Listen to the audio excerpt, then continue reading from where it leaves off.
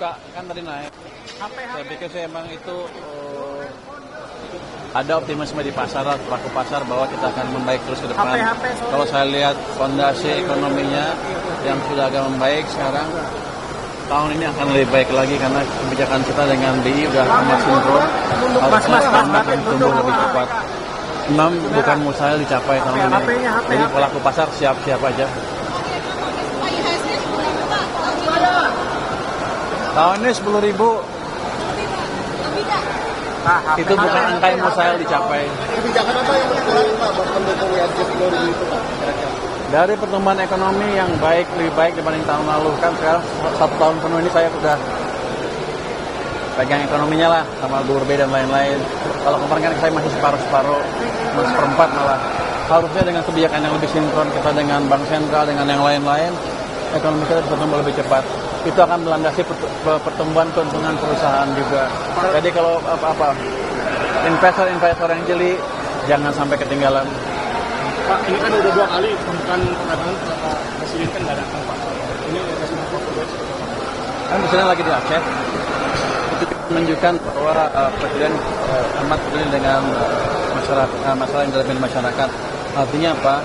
Yang lain pun nanti akan diperhatikan termasuk ekonominya. Jadi komitmen Presiden terhadap masyarakat, terhadap ekonomi amat kuat diperlihatkan dengan kunjungannya ke Aceh itu. Jadi nggak apa-apa. Kan alat-alatnya Presiden di sini semua.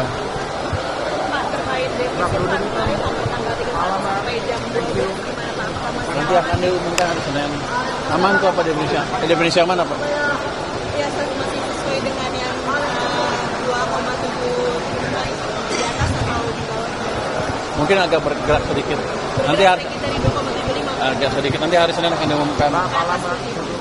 Kira-kira gimana ya? Kira-kira ke atas. Tapi yang jelas kita amankan tidak melanggar undang-undang. Jadi masih dianggap cukup bagus.